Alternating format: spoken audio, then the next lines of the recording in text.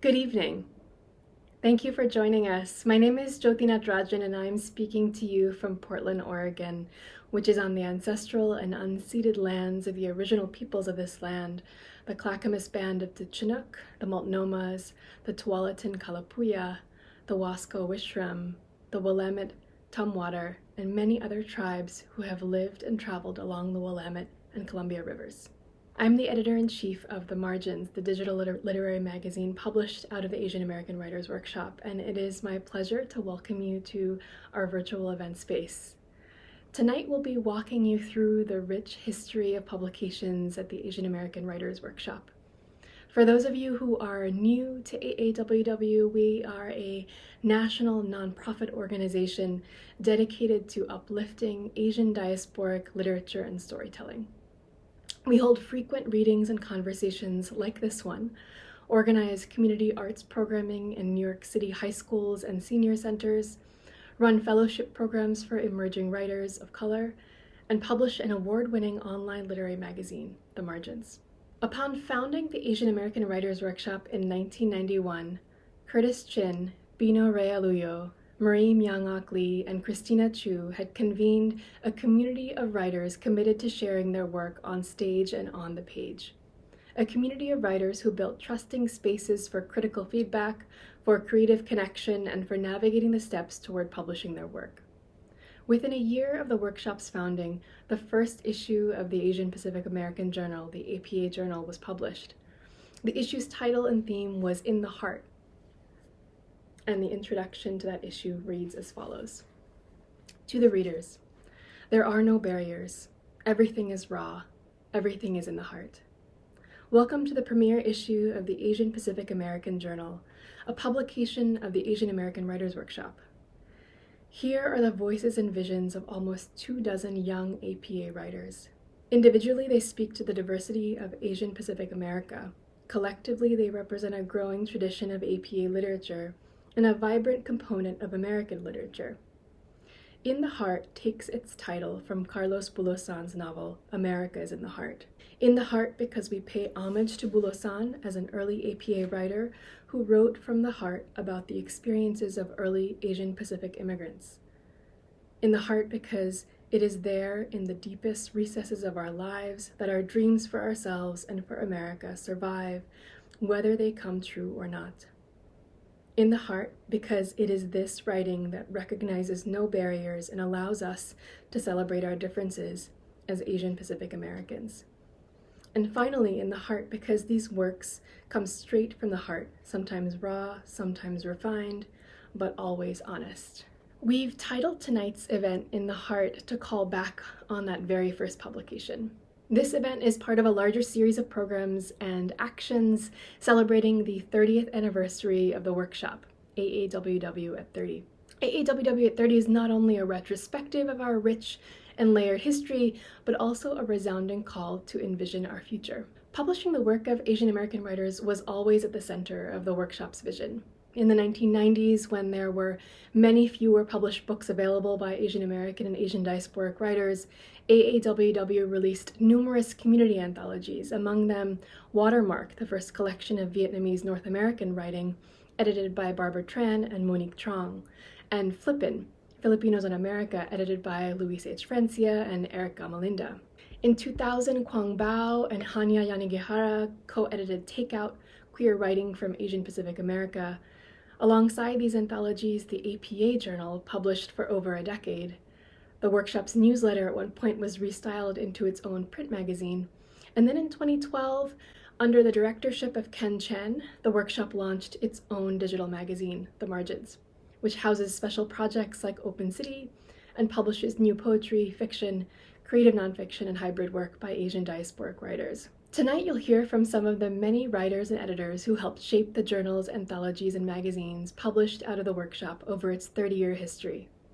We've only just scratched the surface. In each of these conversations, writers call into the space others who were also part of this rich lineage, who we wish to celebrate and honor. We began with Curtis Chin, one of the co-founders of AAWW, and Barbara Tran, a writer who was drawn into the workshop's orbit right as the organization was being established. Barbara's poems open the very first issue of the APA Journal. Curtis Chin is an award-winning writer and documentary filmmaker whose voice has been recognized by the National Association for Multicultural Education, the National Association for Ethnic Studies, the American Librarians Association, Asian Americans Advancing Justice, and more. Chin co-founded the Asian American Writers Workshop.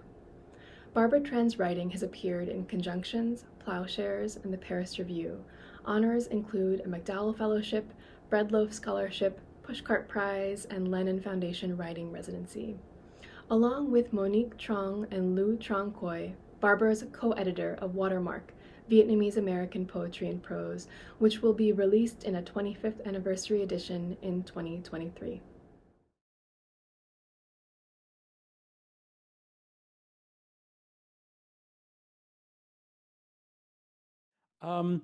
To talk about the beginning of the Writers' Workshop, we have to go back to 1991 when it was just a bunch of us 20-year-olds, in our early 20s, just popping up all over literary events in New York City and then somehow connecting with each other. Our first meeting was infamously held at a Greek diner in the West Village.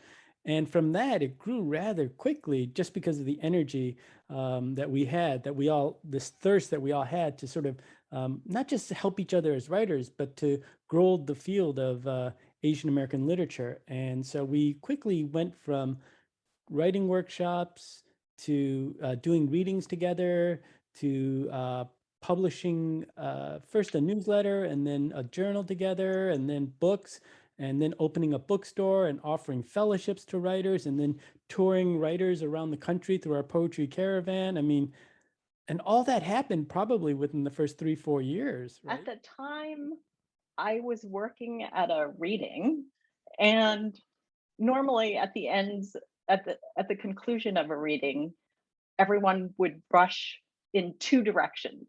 Some people would rush for the wine table, other people would rush for the book table. But at the end of this reading, suddenly people were rushing in all different directions, and I couldn't figure out why until Curtis came running up to me and thrust a slip of paper at me, which turned out to be a flyer for the workshop. There was such a need. I mean, as soon as I got that flyer, I thought, well, of course I want to be there. Who are these people? This is what I've been looking for. So I think the development of the organization was really organic based off of what the needs of all of us writers were, right? Because again, most of us were recent college graduates in the age between 22 and 25 years old.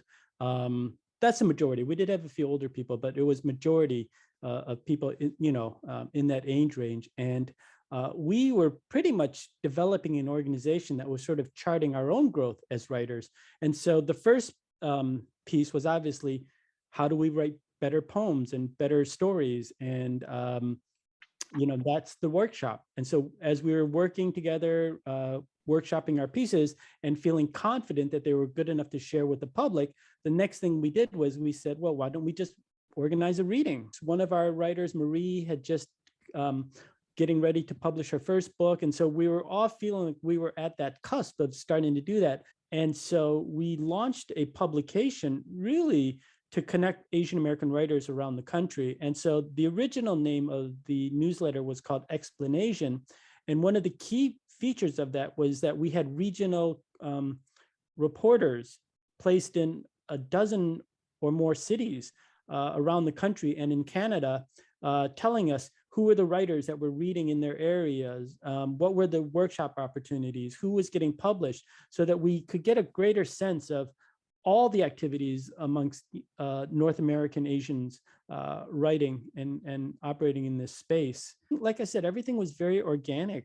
There was no long strategic, like 5-year, 10-year plan. We just sort of went, in those early years, it really was like, well, what do we need now? What do we as writers need that the larger literary community is not addressing? And how do we create that for ourselves? It was very DIY, very do-it-yourself. You'd wait 2 or 3 months and we'd have a new type of program, right? It was literally that. And it was all because there were so many people willing to step up and be volunteers. It was so inspiring to be part of the projects that it was natural that everyone wanted to be a part. I mean, I recall going on the caravan and just meeting people who were starved for this stuff. And I'm sure that publications, grew out of that as well.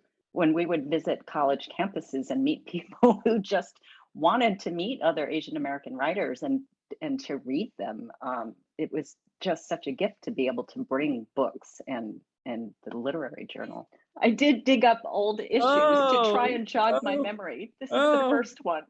Oh, I tried looking for mine, but I couldn't find it. I'm sure it's around here somewhere. I did find the second one though. So spectacular. Inside, I actually found a little note from Bino. Oh, really? Yeah, talking about being able to read each other's work and what a gift it is. It's just incredible. In the first issue, there are some of the founders like Marie Lee and Christina Chu. Vincent Young is in here, Jeff Yang, Curtis, Ed Lin, PY Lau, who was there in the early days, Bino, of course, Juliana Chang, who edited the first publication, Quiet Fire. Wild that you were able to pull this together so fast. It's even perfect bound. And no typos, right? None. Yeah, perfectly copy edited. That's how fast the organization grew. Like within the first year, we were at our first nicely published thing. Beautiful. This is why people wanted to join and be there. So I finished my MFA in '92. And I felt like in my MFA program, there were definitely many poets that I identified with and had a good friendship with and felt like they read my work well. At the same time, it was nothing like the readers that I encountered at the workshop. And so to be able to publish my poems in the first issue of Asian Pacific American Journal was, for me, a milestone, because I felt like through this journal, I could reach people who would know how to read my work and for whom the work would reach a different place. To be in a publication with so many writers I admired and to be growing with them was really fundamental for my development.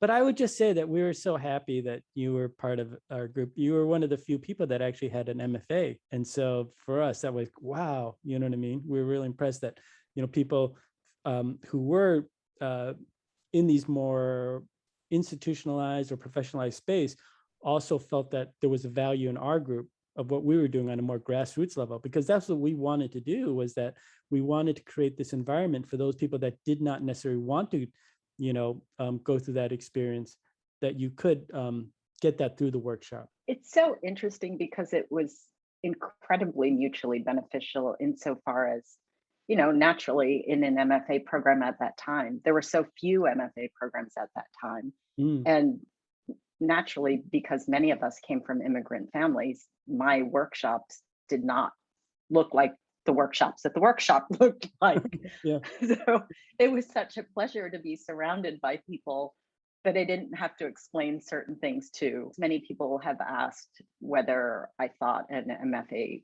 was worth pursuing. And I think my experience at the workshop completely changed my answer to that question. Initially, I thought I needed to get an MFA in order to find time and find camaraderie. But after my time at the workshop, I would often tell people, if you can find a community, you don't need an MFA program for the most part. I mean, if you can get a scholarship, obviously that's a different story. But for me, if I had found the workshop before the MFA program, I could have saved myself a lot of money. Because truly, I mean, what I needed was readers and feedback and experience reading and experience editing and just conversation, which I found all at the workshop. So truly, Curtis, you have changed many lives. If you think about it, Barbara, the workshop is celebrating its 30th anniversary. That's longer than how old we were when we met. Isn't that weird? Wow. Okay, now you're making me feel old, Curtis. I was at a support group for gay Asian men, and I happened to be sitting next to Bino. And we started talking, and then the two of us started meeting, just the two of us, at a Filipino restaurant on 14th Street. After a couple meetings, we're like, I don't agree with what you're singing about my poem. I want another opinion. And so then we invited like two other people to a meeting in the Greek diner. And then very soon after that, we started the outreach program that netted you, which is, these little slips of paper that we would just go to readings and, pass them out to people. Thank you for being part of that. Oh, thank you for creating it. But that's how we all found each other. Very just, literally going at readings and talking to people. And we put in little ads in what used to exist called the poetry calendar. In yes. Voice. Yeah. So we would put announcements there. But in terms of the genesis of it and who was in it, so the names, how many names are in that first issue that you see? 20. 20. Those 20 people were really the people that attended those first set of workshops. Back when we were getting the volunteer spaces, both at CAB, the Committee Against Anti-Asian Violence, and then at the Asian American Arts Alliance. With the second issue, which was Voices Stirring, which is the Korean American anthology, that came about, again, partly because of foundation or funding reasons. I pitched them the idea, why don't we do a series of Korean American events? Because we had a very large Korean American presence in our organization, but yet at the same time, when you look at the landscape of Asian American literature, it was still very Chinese and Japanese dominated at that point. And then similarly, after we did a Korean American one, I think Bino and I were talking, and Bino was sort of like, well, we should do a gay one too. And so, that's sort of how it came about. And then I think the anthologies came about because we had done these two special issues of the journal. And, people are like, well, we can pull it off, at least creatively, right? We know enough writers now to have enough good quality content to pull off an anthology.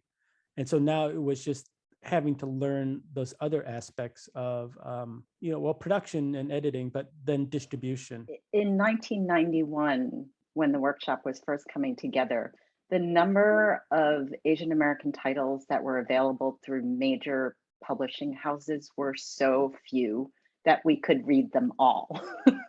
Like when Gish Jen's book came out, Typical American, that was 1991. And it was huge to be able to see ourselves represented without the usual objectionable cultural artifacts in the background to indicate, hey, Asian American, publication.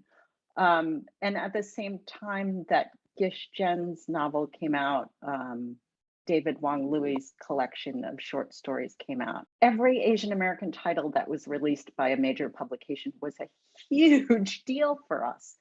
And I feel like we have come so far, and the workshop has, in my mind, has been integral to this. We almost really created our own literary world in some ways, right? From beginning to end. It's true. And this is why I feel like my experience at the workshop was more complete than an MFA experience. I mean, to be able to write and read and publish and practice having interviews and doing readings and learn about the publishing industry, it was a complete education. In addition to, finding me my best friends who would stick around for decades in my life. It was a complete experience. No, I'm so thankful for the people I met too.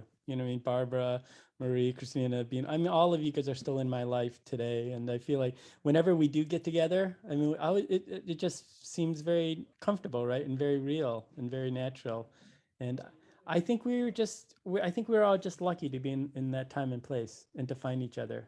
I don't know how else to explain it, right? We were just lucky. Find good friends, because with good friends, you can do anything. And yeah, I think that's what it boils down to. We were all good friends. We all became close, and we all cared for each other. And even after 30 years, it's amazing that we all still get along, and we all still have fond memories of the organization, and we all feel very positive about the group and what its future looks like too. So I have to say thank you so much, Curtis. You have changed my life, as I know you've changed so many lives, and I don't say that lightly. It's true. I met so many people who were integral to my life at the workshop, and I did so many things that I know I would not have been able to do without you. So thank you, to the other volunteers and staff, current and past. The workshop truly changed me.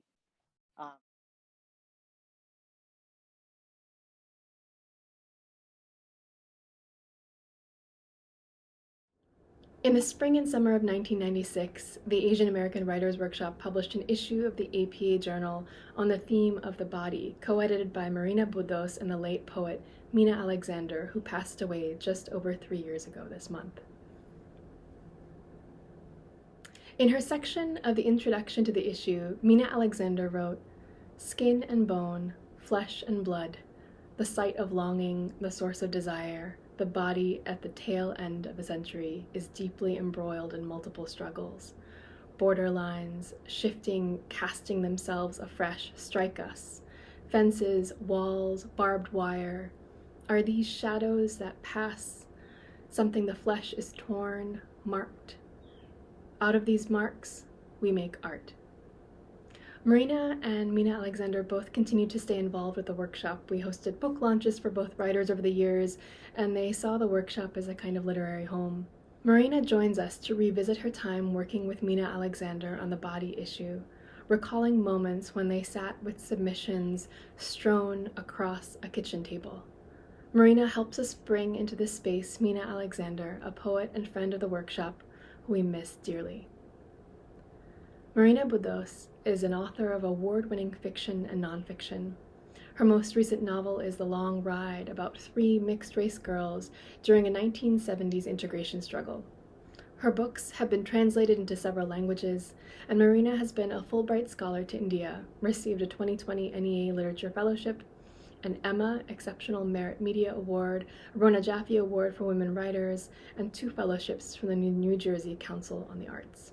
I think the workshop asked us to work together, if I recall correctly. There are many things that I don't fully remember about it. I'd have to find my old Mac files to to really remember.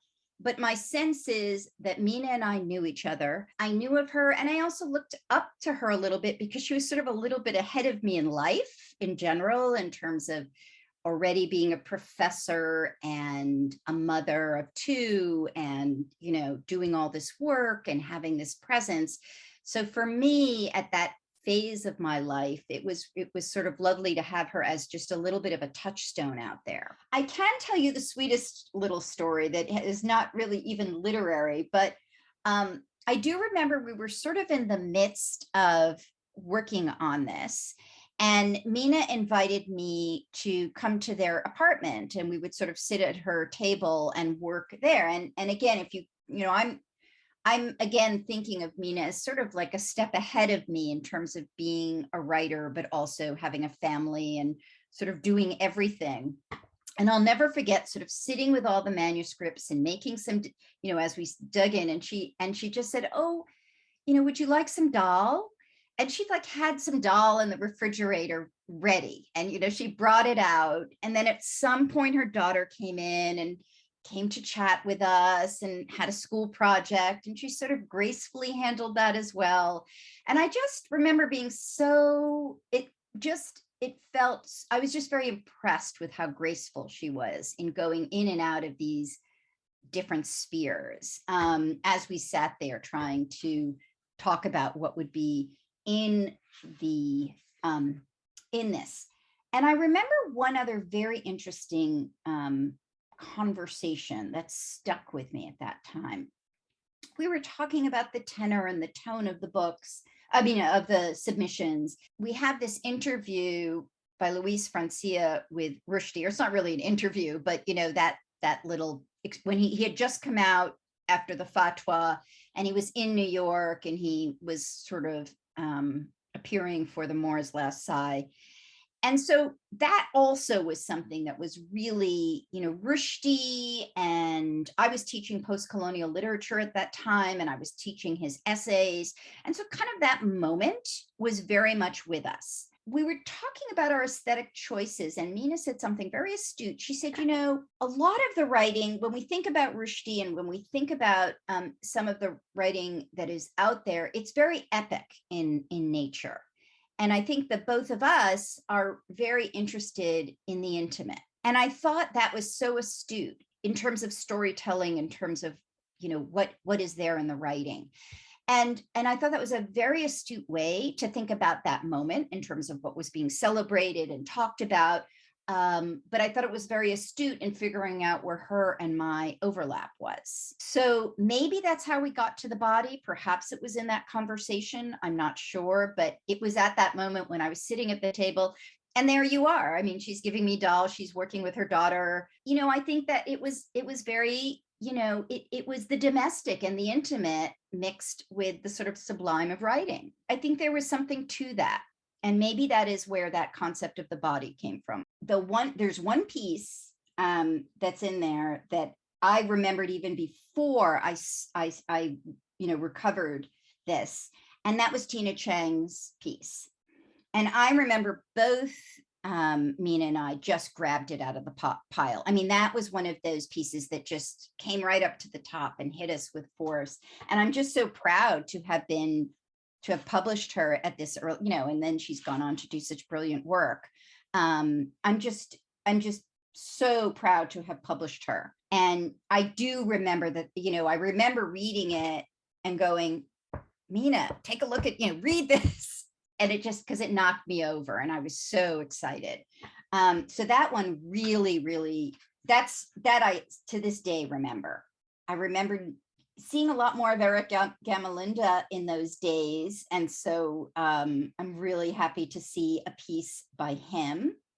And Barbara Tran, Stones. I think I remember that piece because I remember giving readings with Barbara when we used to do the college tours. And I remember her reading that piece. So as I was happy to see it.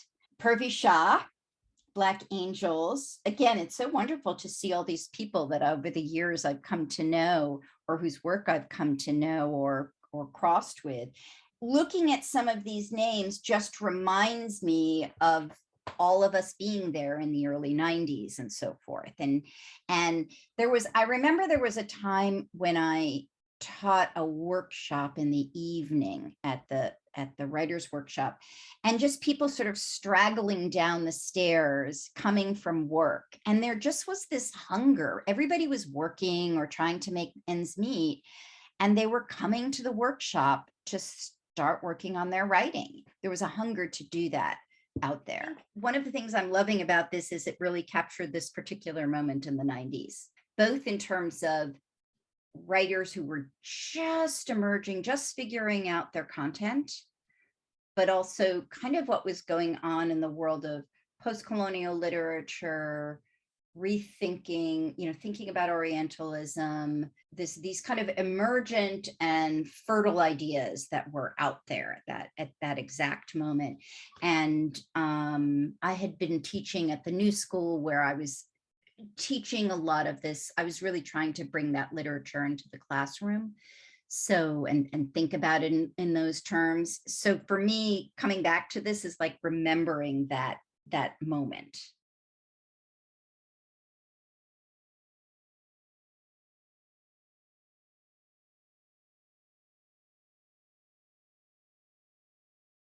The Asian American Writers Workshop began publishing anthologies in 1993 with Quiet Fire, a historical anthology of Asian American poetry.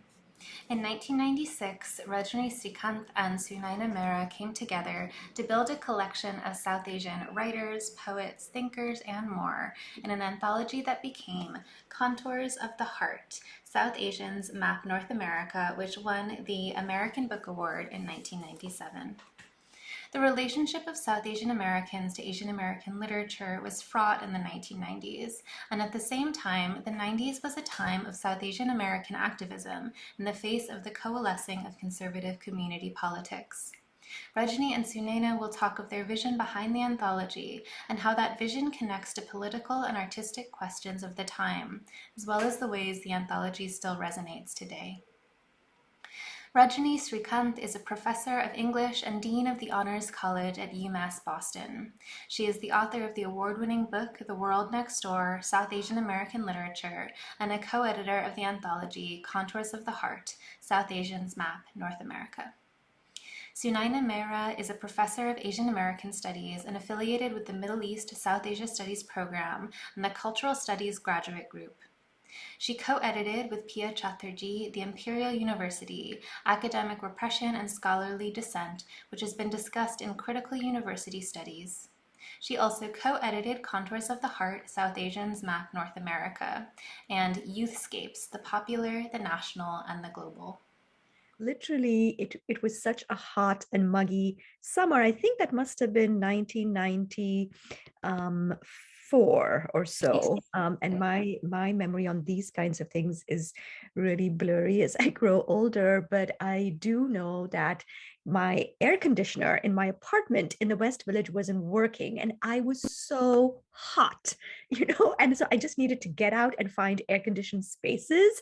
So I was walking around St. Mark's Square, and I saw this sign that said Asian American Writers Workshop next to the Gap. There was a Gap store on the corner at the time. And so I was like, oh my gosh, let me just pop in there and maybe I can cool down. And I walked in and I met Curtis Chin, and we had this conversation about the Asian American Writers Workshop. And I discovered they had a bookstore, and I was just discovering the field of Asian American studies in the early mid 90s at the time.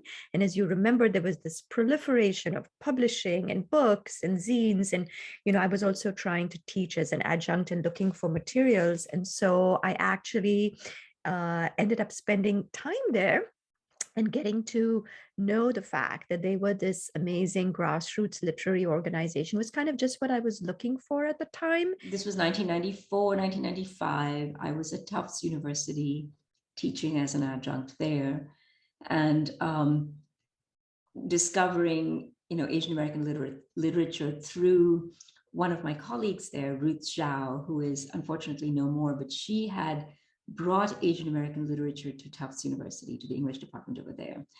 And it was through Ruth, actually, that I realized that, there was this field, but that we as South Asian Americans weren't considered part of it. And so for me, there was also that little sort of nagging, like, okay, so where do we belong? And Sunaina and I were talking about everything related to South Asian American, not so much identity, but just really the culture and our involvement in the politics of activism and solidarity.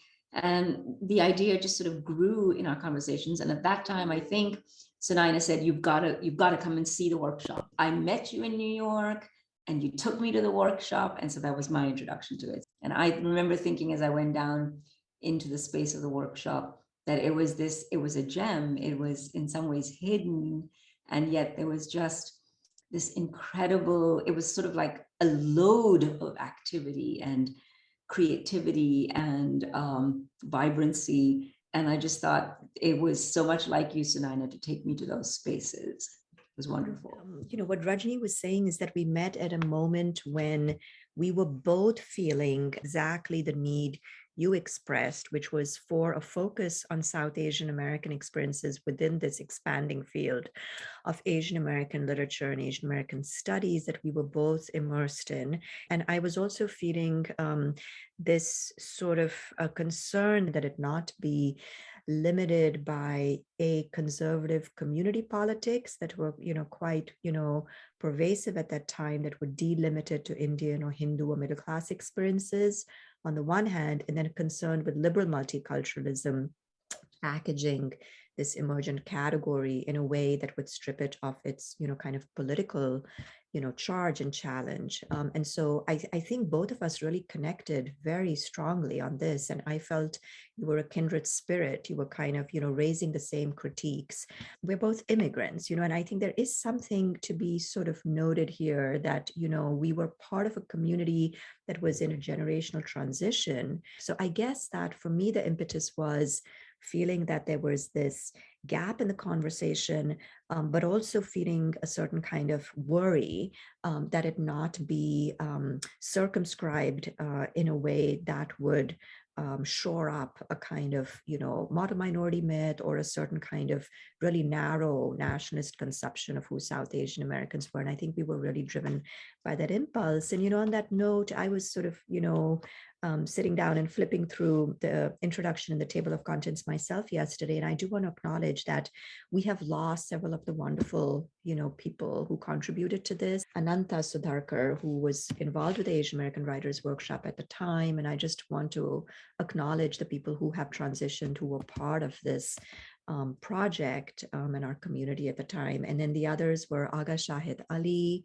who ended up being my colleague at the University of Massachusetts in Amherst. He was teaching there in the literature department at the time, as well as Meena Alexander, who also became a friend of mine in New York and who was so supportive of this project. And then also my own uncle, Shakti Maira, who actually did the artwork for this book, and who was also part of a community of visual artists that was getting more attention in New York and other spaces at the time. I remember going to your uncle's place. We went and we actually saw the original artwork that this image is taken from, and how excited we both were to have something authentic like that as part of our cover. But I want to definitely sort of take up and expand on what you were saying about our own discomfort with wanting both to highlight South Asian American as a category, but also not wanting it to become grounded only in a sense of identity. While we understood the refuge of identity and we understood the kind of strength that comes from knowing that you are seen and visible and heard, we did not want this anthology to be about the celebration of merely an identity. We wanted it to be an acknowledgement of, as South Asian Americans, how are we declaring our solidarity for other people of color? How are we participating in efforts that challenge, unjust status quos? Both of us were so, we felt this tension as we were talking about it, as we didn't want this to become like rah-rah South Asian American to the exclusion of, well, what does it mean? What's our responsibility as South Asian Americans to sort of this larger body of political awareness and this larger movement for, genuine social change that wasn't, as Sunaina pointed out, simply following kind of an uninterrogated liberal multiculturalism. So we were very aware of these tensions, and wanted in some ways to sort of take them on, and acknowledge our own positionality as Indian Americans within the South Asian American context, knowing that we're already constructed, rightly so, as being hegemonic in our position within the pan-ethnic construction of South Asian America. We also touched on in the introduction this question of tokenization. And, of course, the anthology ended up being, I remember Curtis like pulling out his hair, because, we really wanted to, we just got so many wonderful, publications that we really wanted to explore the depth and the breadth of, the communities, including those who felt they were on the margins. But there's one thing I wanted to add, which is I think the early to mid 90s were also a moment when South Asian American activism was really expanding and exploding. Exactly. And there was a particular moment in New York that we were a part of. There was this kind of, real emergence of left South Asian American activism in the labor sector, in the sort of queer community building sector, in the feminist sector. Like there were all of these new community-based organizations that were emerging. There were these formations like the Forum of Indian Leftists. There was the Lease Drivers Coalition, which led to the Taxi Workers Alliance in the 90s as well.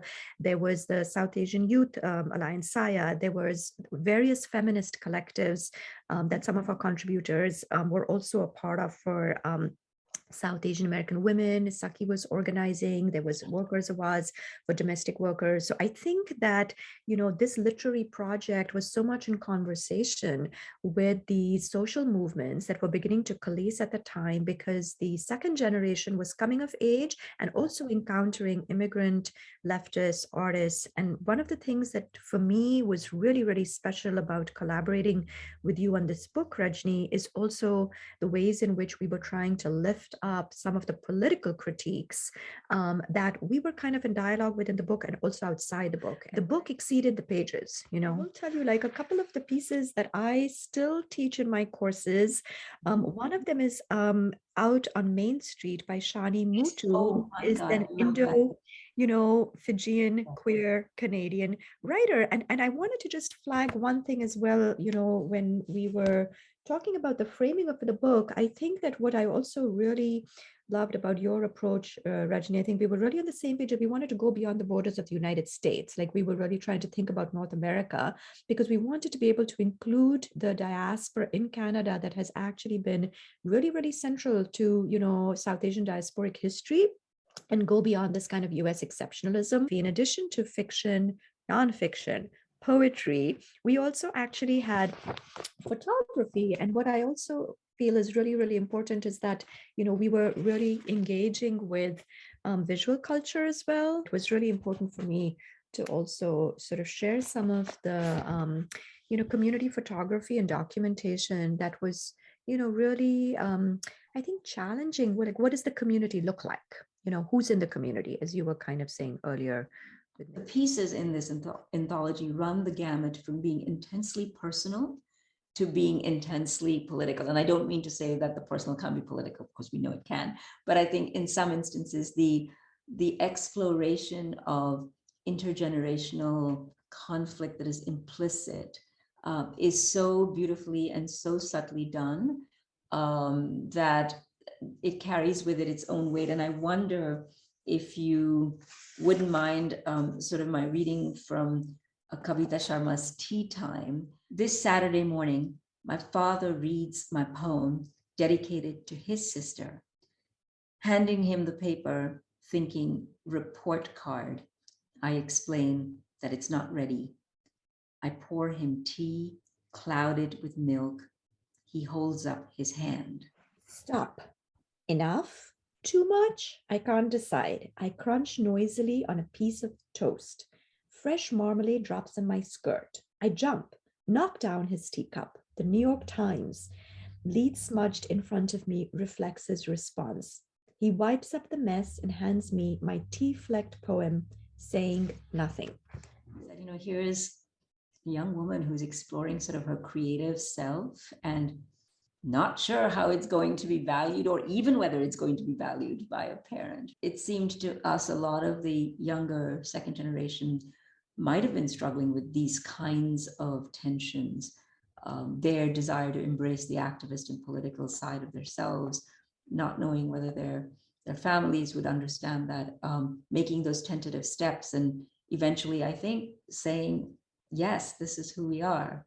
And that's one of the things I really love about this poem. I do think that it's really important that you acknowledged, Rajini, the struggles that some of our contributors were having around their interest in the arts. And I feel like since then, my sense is that perhaps this has become more legitimate as an activity for South Asian Americans with the profusion and proliferation of South Asian American writing, but it still continues to be a struggle, right? One of the questions I think we were going to ponder was, the question about why an anthology, as a form, like why did we choose this format?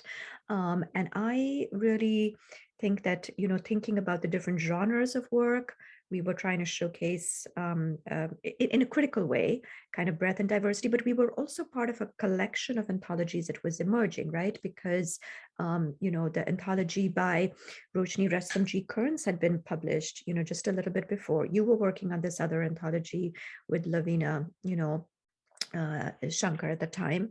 And then there were other anthologies that the Asian American writers would put forth. And I think that, that kind of collective voice was what we were really interested in. And if anything, I think you and I, Rajini, had a similar spirit in terms of really wanting to see this as a kind of collective project where we were, creating these public spaces and tandem with these movements that were emerging. And I feel like, that field has just so evolved since then. But I still do sometimes think that there might be still issues of isolation and struggle for South Asian American artists of different ages and generations, you know? I know that anthologies are sometimes not publishers' best formats for publishing because they think, oh, these are difficult to pull off. These are, going to be hard to disseminate and produce and all the rest of it. But I continue to think what I love about anthologies is that they just break the notion that there is only one perspective and only one way of looking at an issue, a cause, a space. And what I really loved about any of the anthologies that came out of the workshop was that they showed that, well, not only is Asian American sort of literature writing a very complex landscape, but within each sort of subcategory of Asian American writing and literature, there are incredibly complex and complicated subcategories, and that's what I love about it, that sort of resistance to the notion of an anthology, even while recognizing that it is perhaps the only way in which to signal the fluidity of a space, the porosity of a space, the difficulty of even erecting boundaries around a particular category. And I will say the one thing that really we were so taken aback by was when the anthology got the Before Columbus Foundation American Book Award, right? We were like, what?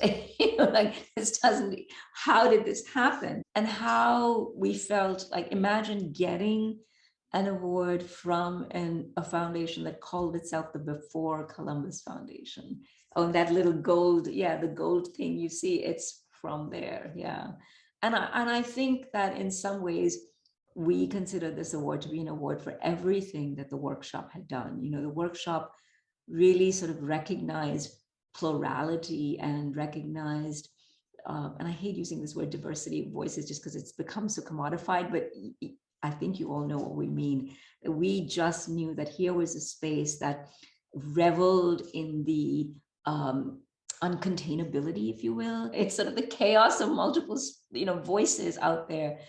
That we felt that this award really spoke for the workshop's efforts and the workshop's commitment to making sure that Asian America would always be hard to contain. And now I'm going to get emotional, so you can edit this out. But you opened up so much to me. So thank you. Oh, thank you. I feel the same. And, I was just thinking about this when I was reading our introduction about how we sat at the Au Bon Pain Cafe in Harvard Square in 1995 and came up with this. And I thought that, Rajini was unlike anyone I had met in the community, and, I was just so grateful to meet someone who was so open, who was so humble. Like, we did a lot of the editing on the floor of my room in my dorm. She would come over and sit on the floor because I had no furniture. I was a graduate student. And, I also feel that, not only were we on the same page about everything, like when I look back on it, I've edited other anthologies before, and I just want to say this on the record. This was the most beautiful experience I had. Like, I don't think we had any differences about anything. It was remarkable. Like, we were so in tune with one another's, sort of, political and, aesthetic. And it was just a joy. And I do feel that, Rajini, you were a mentor to me, but you were also a friend and a sister to me. And this was something that I needed at that time, So many ways in which the workshop has this history of facilitating incredible connections and facilitating the kind of collective endeavor, which really all solidarity work is, right? I mean, it's never singular endeavors. It's people coming together, people finding friendship and joy and pleasure in the work they do together. And I think the workshop has to take just a lot of pride in that too. Next, we'll hear from Monique Truong and Rowan Hisayo Buchanan, who both edited anthologies with the workshop. Monique Truong, along with Barbara Tran and Lu Trong Khoi, edited Watermark, a groundbreaking anthology of Vietnamese American poetry and prose in 1998. Working at a time when you could count the books published in North America by Vietnamese American writers on less than one hand, Watermark planted seeds that have grown over the intervening years. The anthology will be reissued in 2023. Rowan Hisayo Buchanan was a Margins Fellow with the workshop and edited the anthology Go Home in 2018, 20 years after Watermark was published. Drawing on the violent and tender complexities inherent in the phrase go home, you'll hear Rowan talk about the hundreds of submissions she received, and you'll hear both Monique and Rowan discuss the continuing reverberations of their work.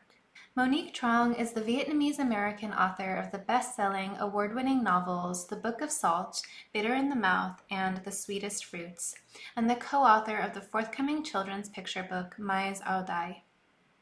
She's also a former refugee, essayist, lyricist, librettist, and intellectual property attorney. She co-edited the anthology Watermark. Rowan Hisayo Buchanan is the author of Harmless Like You and Starling Days. Her short work has appeared in several places, including Granta, Guernica, The Guardian, The Harvard Review, and NPR's Selected Shorts.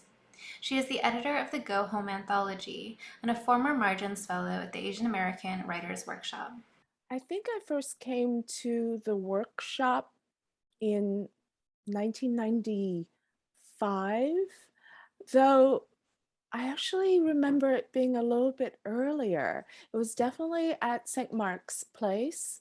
And there's one thing that I remember very clearly, which is near the entrance, there were some bookcases, tall bookcases like the ones behind me, but maybe I would say a third of the size of what's behind me now.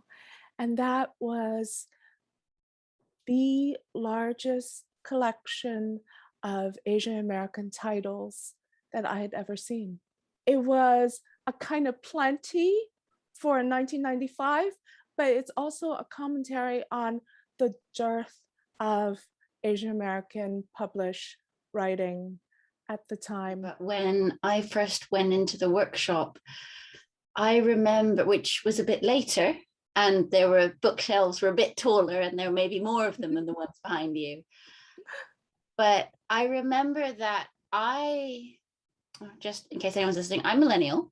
So what that means is I had the internet for a lot of my youth, but not when I was a teenager, really. I had it, but it wasn't very good. And so the way I found books by Asian American or Asian diasporic writers was going to bookshops and looking at certain letters of the alphabet were more likely to have them. And sort of, especially towards the end, and I would sort of peer around and be like, oh, that name looks like it might be. And I tried to read something. And I thought that I had the biggest collection of these. I had the biggest collection of anyone I'd met. And then I went to the workshop and it was dwarfed. And it was the moment of great joy to me. It's exactly, I think, what I wanted for myself in 1995. You know, I was a lawyer at the time. I was miserable. And here was this group of people kind of hanging out in a sub basement, you know, not making a lot of money, but having a tremendous time. And you could see it. The way I first encountered it was actually that I was in university. I grew up in the UK, but I went to University of New York. And my roommate at the time was this really wonderful Chinese, she's still wonderful, she's not my roommate anymore, Chinese American person. And she went to events at the workshop. She told me that they were wonderful. And I remember thinking that they sounded amazing, but I'm mixed race. I'm part Chinese, part Japanese, and part white. And I remember thinking it wasn't for me, that I wanted to go, but I didn't want to be rude. I don't know, that sounds strange to me now, but that's what I thought at the time. And so I didn't, while I was in university, go to any, although she told me about them. And then she sent me a message about the Margins Fellowship, and she said, Rowan, you write fiction, you're Asian, you should really apply for this. And they're wonderful. And I remember thinking, but is it okay if I apply for this? And actually, when I got called into interview, and it was with Jyoti, who the viewers can't see, but I know is here. And she was like, yes, of course you count. And that's the message that I always got when I was at the workshop. And it made just such a huge difference to me as a person as well as a writer. You know, when I first started to be at the workshop, you know, in the mid-90s, Asian American writing did feel like a narrow lane. You know, that's how the publishing world treated it. And that's how I thought editors treated us as writers, you know, that we could comment and write and think about certain subjects and topics. And beyond that, no, not so interested in our work. And I think that was one of the reasons why the anthologies that, you know, the workshop was publishing felt so exciting and so revolutionary. Like we were finally opening the gates. I think we had sort of budgeted 4 slots for the open call, and we got about 400 submissions, which amazing. I was not expecting, and kind of broke my heart, because I was like, there's so much more here that is important and moving and interesting, and so many different ways of looking at the idea of home. Many of them wrote letters alongside their submissions, some of which I almost thought the letter could have been published, in which they talked about their lives, and they talked about people not wanting to hear the stories necessarily. And that there was something incredibly powerful about having been invited for a space that welcomed them. And then I was, you know, talking to people, other parts of my life, who were saying, you know, that excuse, oh yes, we'd love to publish people of color, but they don't, you know, they just don't submit, they don't push themselves forward. And I was like, really? In the introduction, you know, we said that there can't be every story there. And I knew that, like, not just metaphorically, but factually, there could not be every story in this book, but that we wanted the book to be a door, and to say, look at all these different ways to see the idea of home, maybe write your own. What I realized after the fact about Watermark is, I think the word might be trust that is placed in you when you are the editor of something like this, right? An anthology that, you know, can't kind of capture everyone's voices, but is attempting to capture a moment, you know, a moment in literary time, right? What people are thinking about, what people are writing. Watermark was something that Curtis Chin, I think it was really his idea, along with the other anthologies that were coming out at the time. But the person who contacted me first about it was the poet Barbara Tran. And I had seen Barbara read at the workshop. And I remember it so clearly because it really did change my life. Barbara is exactly my age. She was born in the United States. She was a poet. She had done an MFA at Columbia. That's pretty much what I knew of her, you know, and that she's Vietnamese American. And when I saw her read at the workshop, I was sitting there in my navy blue, you know, suit, straight from the law firm that I had, you know, left early in order. And what is early? It's probably I left at like 7 or 7:30, you know, to catch this reading.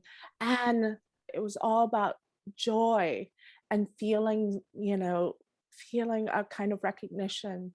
So anyways, I saw her and I immediately introduced myself to her afterwards. And I said something really, really dumb. I said, hi, my name's Monique, and I'm a writer too. And I gave her my card. I said, I don't know. I'm sure I fangirled and said, please, give me a call or something. And she did. She called me about Watermark. She's like, we're editing this anthology. Do you want to work on it with me? And I just couldn't believe it. I was like, this is the most amazing opportunity. And of course I said yes.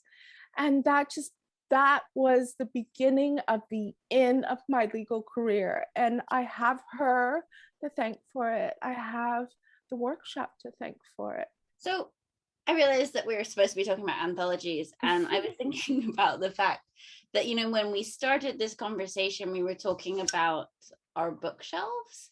And it sort of struck me actually that I think an anthology is like a very, very small bookshelf. It's sort of a portable bookshelf or a starter bookshelf. It's like a seed for a bookshelf, really. You plant it and then grow all these other books. And I think, that's so much, we talked, it's easier with the internet now, but we talked about sort of the building of a library, and that it can be quite hard to know where to start or to know where your people are. And I think, at least for me in this book, because it is called Go Home, it was about sort of trying to create a book that, as we said, should be for everyone, but particularly for anybody who was looking for a literary home, and to offer them all of these different voices. I think holding something and going, here are my people, they're in here.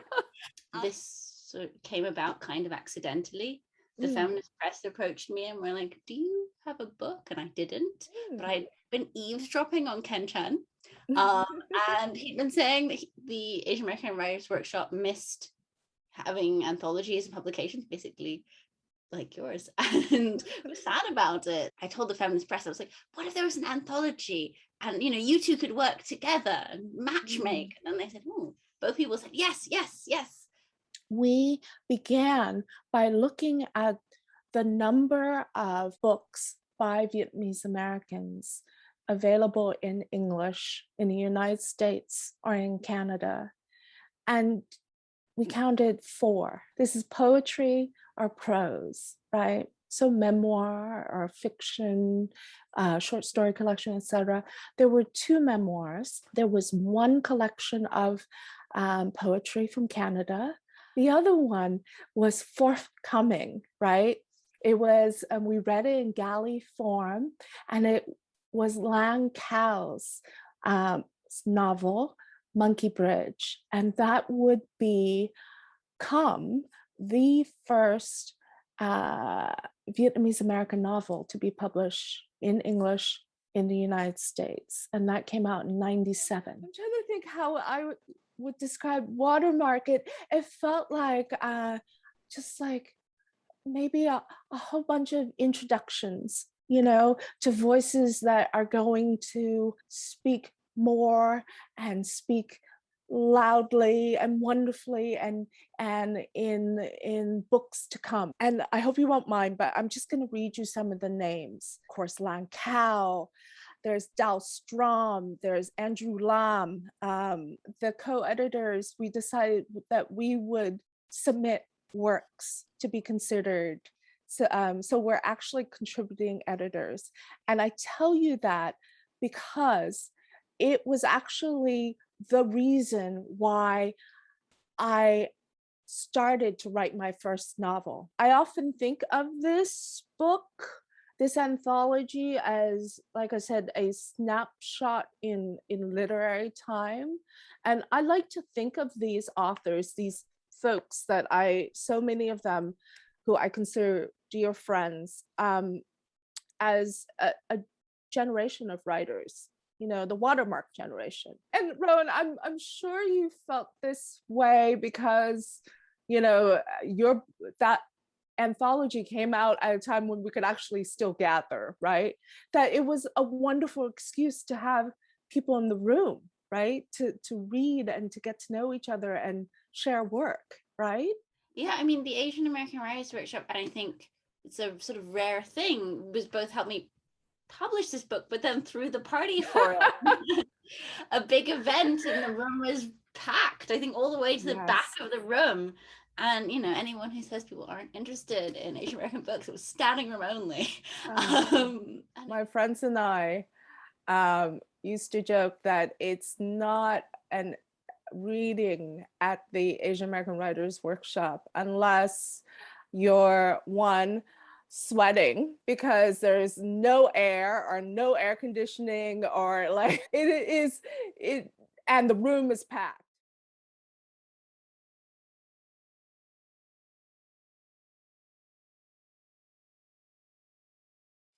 Now, we'll hear from Eileen Tabios, a prolific poet, writer, and thinker who edited the In Progress series in the Asian Pacific American Journal.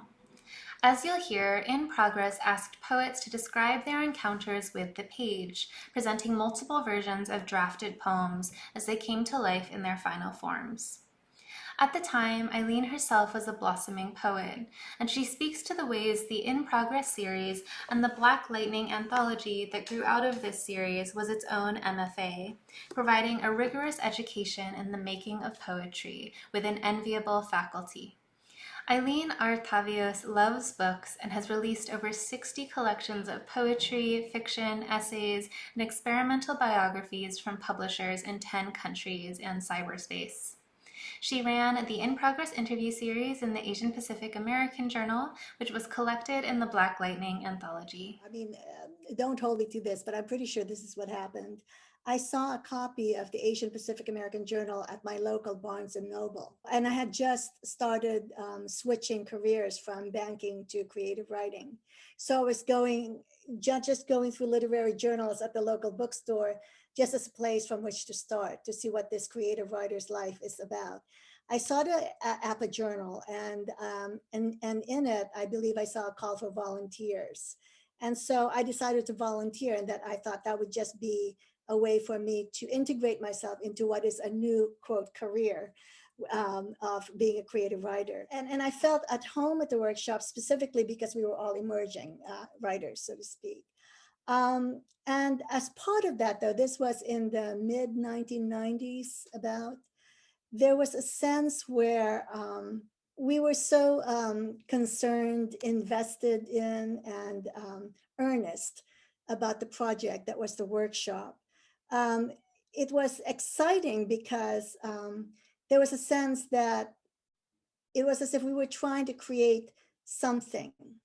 And that's a point in time that perhaps is only once during one's artistic career. There's a period when you're like more conscious than in later periods of your life, that you were trying to create something new, and that no one had created for you to step into. You had to figure things out even as you created something up for yourself and others. Remember this in the mid 1990s, this was at the time as regards poetry, when we were still in the throes of Garrett Hongo having just released the historic anthology, The Open Boat. And that was and is an important book because it addressed what Stuart David Ikeda would later say in a Plowshares interview. That Open Boat addressed the quote, shaky construct of Asian America by presenting poets who challenged the idea that any of them or their work individually would be considered, again, quote, representative of Asian America. And shortly thereafter, this is also the period when Walter Liu came out with the important anthology published by Kaya Press, Premonitions. And Walter's anthology presented 73 poets in a wide variety of poetic styles and expanses. And it really reflected indeed this huge expanse of Asian American poetry and poetics that others, if you will, were trying to reduce to something less complicated and complex than what this landscape is and was. We were fighting against objectification and the resulting impetus by others to try to limit what our voices would say and how we would write, those kind of things. The question of what is an Asian American poem, or what is an ethnic American poem, whether it's a Filipino American poem or other ethnic type of poems. Especially as editor of the APA Journal, I was highly conscious of those kind of questions and contexts. And it was very interesting. And again, I can say this with hindsight, it was very interesting because both the workshop and the APA Journal, at the time that I joined them, and during my early years there, again, it was a space for primarily emerging writer voices. And just by virtue of that community being among emerging writers, they did not yet, or we did not yet have both the sophistication and maturity to present our complexities. So I remember that one of my goals as editor had been to bring in more established Asian American poetic voices into the APA Journal as well as the workshop. Arthur Z's publisher, Copper Canyon Press, sent a printout reading copy of one of Arthur's early books, Archipelago. Just sent it almost like a cold, what do you call this days when you send them over the transom kind of manuscripts? You sent them to this office of the Asian Pacific American Journal, right? I don't know if Copper Canyon understood we were just in some basement, but anyway, we seemed, we sounded good maybe. So we got this manuscript, and as a over the transom delivery, I was in the office and happened to stumble across it, picked it up, and just started leafing through it, eventually to read all of it. And what I love about that experience is that I didn't know who Arthur C. was. And certainly he wasn't anywhere near as big as he's become today. And I also had only been reading poetry and practicing in it for maybe about a year or so. And so to me, it was a very pure, unmediated experience to read this particular manuscript. And I started reading it. And without being able to articulate much about it at the time, I could sense that it was something significant. It was major. It was something fresh. That's what it was. It was a fresh take on poetry, whether it's by an Asian American poet or not. And so I became curious and telephoned him. This was before email. And telephoned him and asked to do an interview with him about the title poem of that manuscript, the poem Archipelago. The article itself was so unique that people just, glommed onto it and started raving about it. I remember Seshu Foster, I believe, sent a postcard just complimenting it exuberantly. This was before I knew who Seshu Foster was. And then teachers started using the issue and using that article from which to teach it. And so as we heard about the response to that, the logical reaction was, oh, Eileen, you should do more of that, right? And then because of the aspect that teachers were using it, we started thinking about it. And maybe this was at the time when we had started focusing as a workshop on anthologies anyway. We started thinking about, well, maybe we shouldn't just do one or two more articles. Maybe we should actually write enough to create a book. And all the Black Lightning poets were very, very supportive. John Yao introduced me to the Korean American artist Teresa Chong, who ended up allowing the image of one of her paintings to be on the cover. For some period there, I was really good gal friends with Kimiko Han. It was a really nice community, but we all, I think, understood to the nature of Black Lightning. It was a nice, unique project. So I don't want to put words into other poets' mouth, but I had a sense that we were all joined together for the larger good of whatever this Black Lightning project was. I actually was surprised that people would show their drafts now, but you know what, with anything else, Arthur Z commanded even back then such respect that I think that it's precisely because Arthur Z was my first poet that it helped to persuade others to participate. If Arthur Z would do it, why wouldn't I, I suppose? I was very moved when, as part of the drafting process, David Moore actually shared his wife was pregnant, and they took the X-ray of the baby in the belly, and he showed that X-ray so that we could reproduce it in the book, because that was part of the underlying inspirations to his poem that we were discussing at the time. That Black Lightning was de facto my own MFA in creative writing and poetry. Again, the coincidences of that, I started this project when I was literally a newbie poet, and then it took me 2 years, what with the first article and then the manuscript and editing it and then coming out. I think it might have been 2 years, más o menos, which meant that it's about the same period as a regular MFA program. So I always joke that Black Lightning was my MFA. But you know, what's interesting is if you take a look at who the poets are in Black Lightning, I mean, these are poets at the top of their game, and to be exposed to them in a relatively compressed amount of time and in the way that was required to be done in order to create an in-progress article. I mean, that was a massive gift to me. I didn't even necessarily know how massive at the time that I was in the mix of things.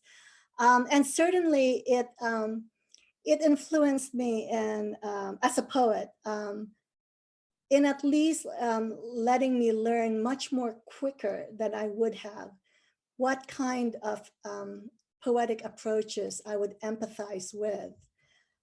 So for example, having, you know, I'm exposed to a variety of styles of Black Lightning. And at the end of the whole process, I understood that what personally intrigued me as a poet was experimentation and experimenting with poems, and not just writing poems, but making poems, because they're not necessarily the same thing. And then delving into these, if you will, spiritual aspect of poetry.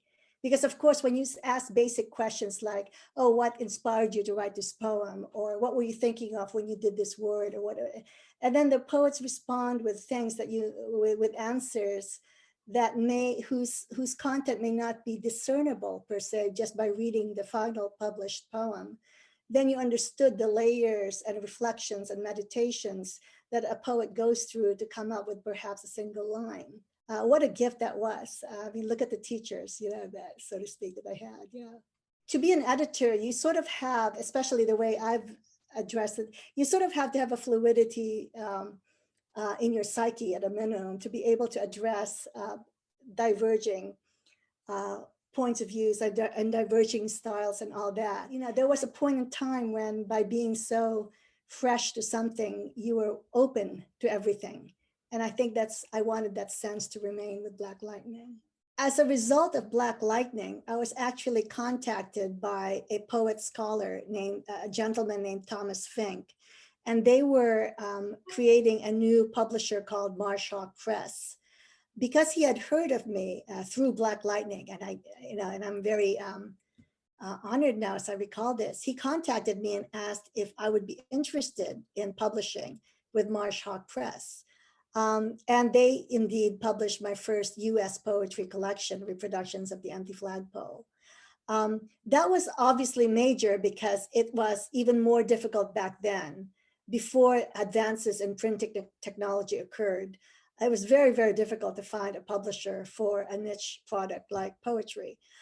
So I was blessed by that. And then I think things developed enough with the internet and printing technology, which allowed poets to also begin their own kitchen table poetry presses, such that I ended up collaborating and being published by poets in this, as I call them, this indie poet small press sphere. So I've now matured in my poetics, and I now understand all these genre differentiations are artificial. I mean, everything is poetry. I'm a poet. Everything that I'm doing in the art form is a poem.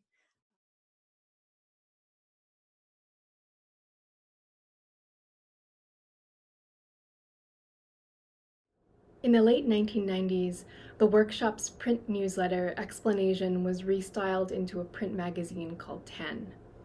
One of 10's editors was Lisa Ko, then a young writer recently out of undergrad, having received one of AAWW's Van Leer Fellowships. Lisa commissioned features and reviews on Asian American literature before she made a move to the West Coast and helped to found Hyphen magazine. Alongside Lisa, Andrea Louie served as the workshop's publications director starting in 1998 and worked closely with editors of the workshop's APA journal, numerous anthologies, and 10 magazine. She describes her role as a sort of air traffic controller of publications and helps us look back on a pre-internet era of print publishing.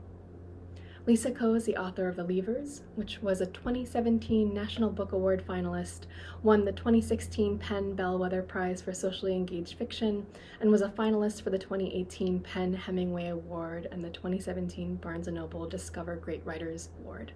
Her short fiction has appeared in Best American Short Stories, and her essays and nonfiction in The New York Times, The Believer, and elsewhere. Andrea Louie is secretary at the Nassau County Department of Health, where she's been supporting the emergency response to COVID-19. She was previously executive director at the Asian American Arts Alliance. She's the author of a novel, Mooncakes, and co-editor of a workshop anthology, Topography of War. She was 2016 honoree of Leadership for Asian Pacifics in Los Angeles, was a 2017 Arts and Community Advocate honoree of the Pan-Asian Repertory Theater, and served on the board of AAWW. It's actually funny to think about this because I realize how many holes are in my memory and how long ago it was. But I think it was, probably my sophomore year in college. So around 1996. And I was really, reading Asian American and really non-white writers for the first time.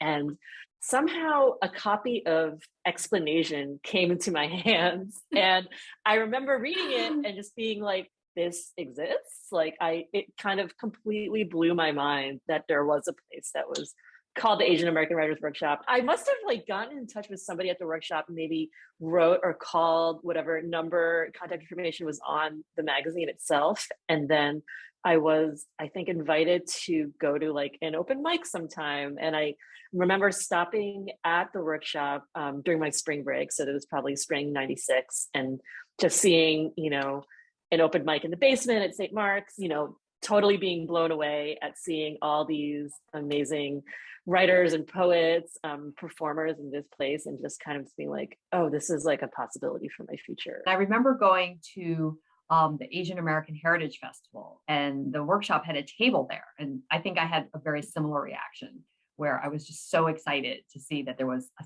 thing that was specifically devoted to literature and to writing.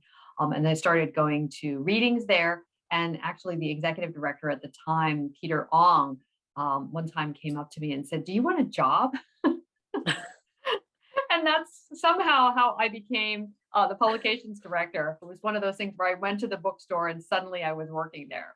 And I think for those of us who found the workshop in those earlier days, it's really hard to overstate how amazing and life-changing that experience was. It was just really a magical and enchanted feeling. So the workshop did have a newsletter that they called Explanation. I signed up right away, and I became an artist member and sent in my membership fee. I actually think I still have that receipt for some reason. It's in the basement somewhere in a filing cabinet. But I've kept it sort of as this really important milestone. I also have my first membership check to the Asian American Arts Alliance for the very same reason. I think at the time it felt very, very exciting, but also very intimidating, going into this space that had a history that predated me, working with authors that I admired, and being just, so young myself, and learning. You so never much let that on though, Lisa. Right? You were always, really? so capable and so smart and so on top of everything.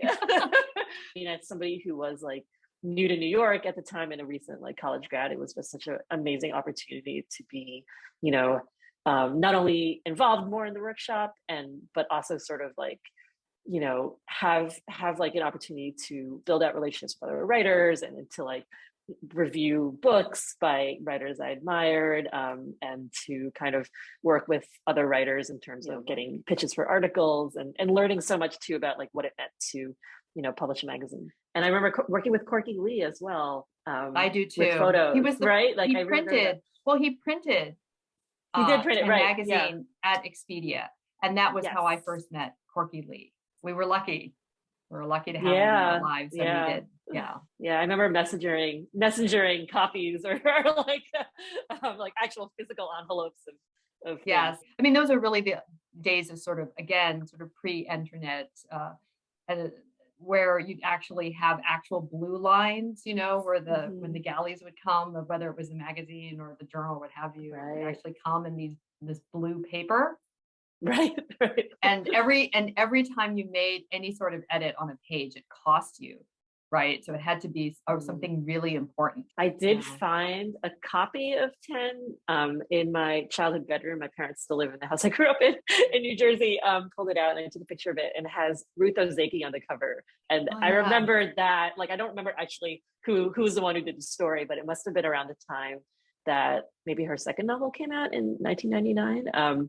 And she was on the cover and she's looking up, and it just brought back the memories of being very excited to profile her, and then also I think just getting that photograph in that cover, and being we get to do a cover like this. You just had no access to reading these authors, seeing them, hearing interviews, right?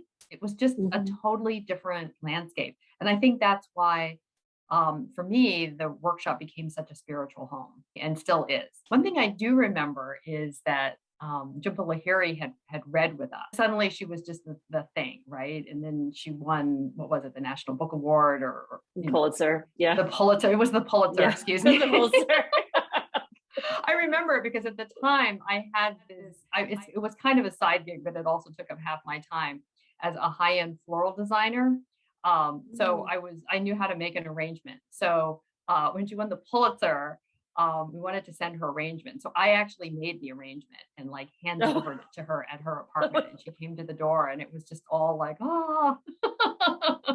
funny. What a great story. So that was really, it was really kind of funny. So I started at the workshop when it was still on St. Mark's Place. So very much in the basement, and the Gap clothing store was overhead and you could hear people walking above. You could also hear the rats running along in the drop ceiling. The process of creating work was still very, very manual. Really what I feel like I was doing there was really kind of being like a schoolyard crossing guard, right? Holding up the sign and shepherding people across the street and so forth, because that was really what it was about. We worked with this wonderful printing house in Michigan. That actually printed the journal and printed the anthology. And I did phase out of that after some time. But I returned to the workshop as a board member. It was really terrific just to be around the workshop on a regular basis, but also really have a sense of it from a different perspective. And part of that was at some point, there was the really difficult decision to both close the bookstore itself and then eventually phase out print publications.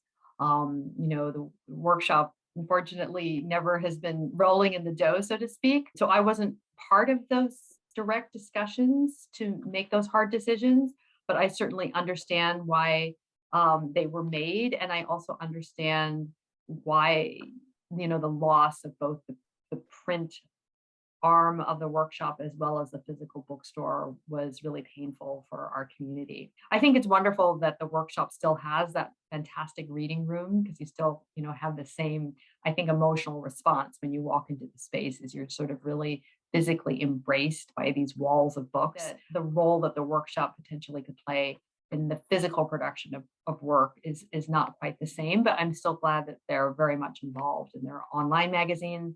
And they're, continue to be such a champion for the field as a whole.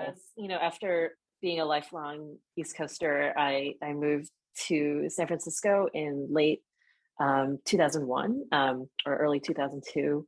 And it was, definitely a really big culture shock to me. And I came back to New York after a few years, so it wasn't permanent.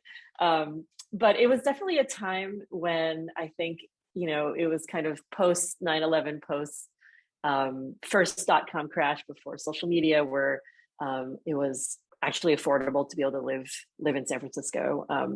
And as a New Yorker, I felt that it was sort of this pan-Asian utopia almost, where there's such, a critical mass of many Asian American writers and artists that were just very easily accessible. At the time, there were a handful of kind of, more like first wave Asian American magazines. I know there was A Magazine, which I and maybe you and every other writer of a certain age freelanced or worked for in some capacity. There were some other, I think West Coast magazines as well. Like I remember Yolk, Koream, I think was around that time. You described all of them. Yeah, I remember reading all of them too. And of course, there's like zine culture, which was hugely transformative to me as a young person as well. So a group of friends and I, co-founded Hyphen Magazine in, I believe 2002. I think it was conversations that kind of came out of, number one, just sort of being underemployed and having a lot of time on our hands to dream and kind of, just imagine building something together. I think a lot of it was also in reaction to being, we were laid off from other publications. We were kind of trying to do something that was intentionally different from the pre-existing publications that were out there. So, a lot of it was sort of like, we want to be post Asian American 101. We kind of want to be like the next generation of, maybe writing about Asian American stories, not only because they were populated by Asian Americans, but maybe because there's a, an additional angle there, profiling activists or just having more kind of tongue-in-cheek or humorous things as well. And so I came on board as the first book's editor, sort of like a fun way to stay connected to that and sort of, grow it into a new publication. It's interesting. I mean, I feel like there's just so much more out there. Some of the structures that limit, Asian American and other authors of color being published and certain kinds of authors and certain kinds of writing are still there. But I think there's definitely less focus on sort of having to be the only one or having to explain to a certain readership because that work has been done. But I feel like a lot of it does come down to like accessibility, and numbers and just thinking about, having to like write a letter to the workshop to be like, hi, who are you? I'm a writer too. How can I get involved? Or like call a phone number that you find on the back of like a newsletter versus having access to so many different authors and kinds of writing, kinds of art, being able to identify many role models who are still working today, that's like something that feels like very, very different. No one would dispute that there's still so much more work to be done, and that for every barrier that might have been scaled a little bit, there's still plenty there, right? And there's still plenty of challenges, and one still has to make the case financially about whether or not someone like who looks like us or Asian American Writers Workshop authors can sell. I mean, I think that's still a question, right? And there's still so much to do, but I do think that it's beyond a doubt that we've really come a long way in the last.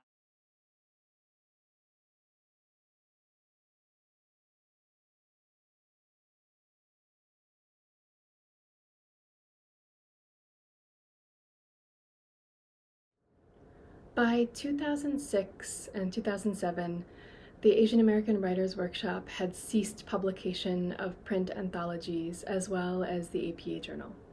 The reasons were in large part financial, a familiar story for many community-based arts nonprofits.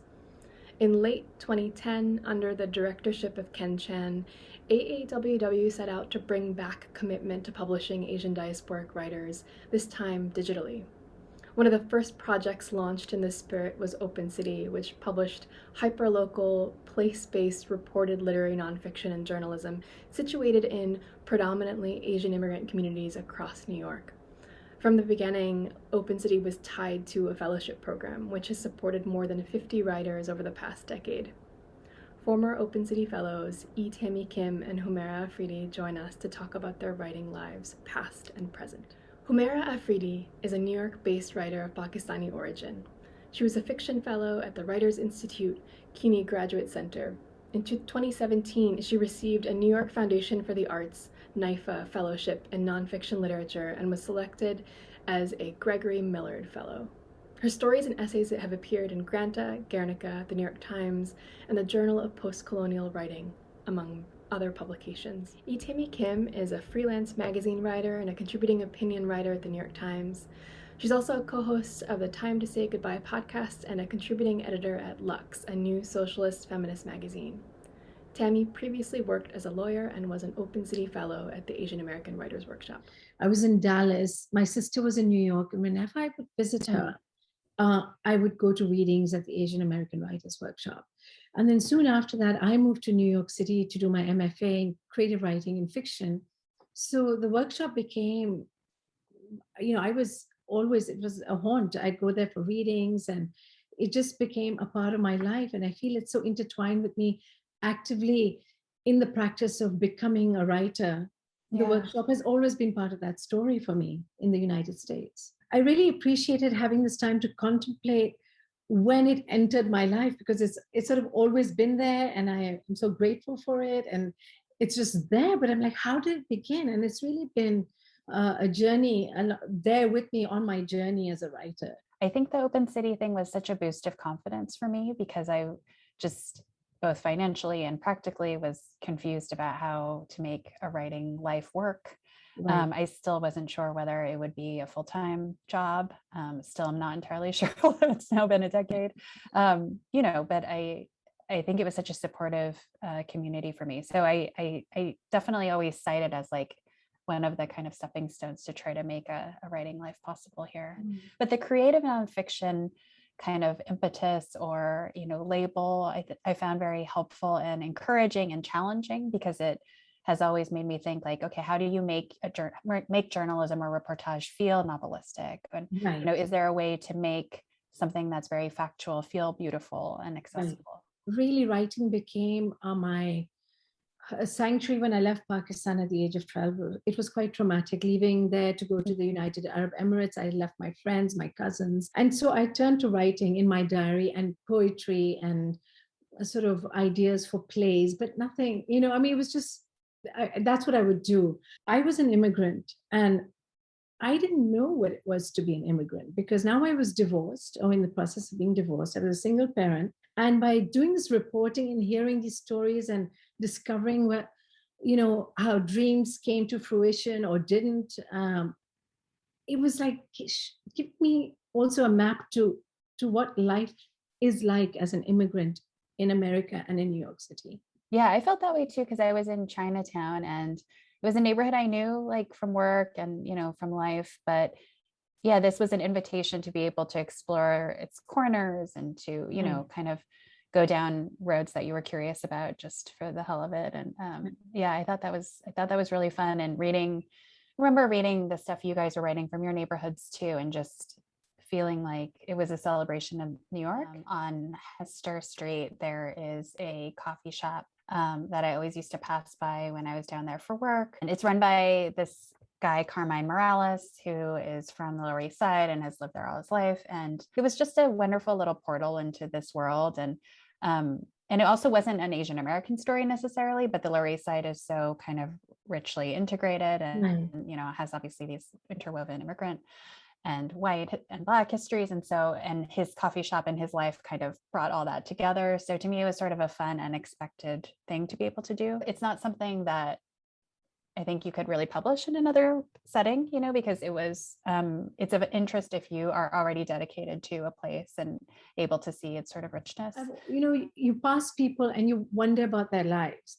But this fellowship allowed me to go up and have these conversations, which I could say, I'm doing the story, would you be interested? And then it's an invitation, it's a portal into their lives if they're willing to speak. And I really appreciated that, Yeah, and I think at that time we were kind of approaching Open City as, obviously we were interested in, whatever it means to be Asian American and kind of transnational issues as well. But it also had the texture of a hyper-local publication like Patch or what's now functioning as The City, so you could get that level of sort of neighborhood specificity, but we could apply our kind of, Asian American lens or immigrant lens to it. Exactly. Yeah.